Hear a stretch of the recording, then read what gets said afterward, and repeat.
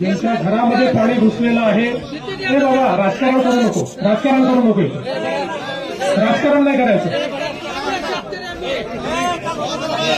साहेब ओला दुष्काळ आणि कर्जमाफी करा, ओला दुष्काळ आणि कर्जमाफी करा.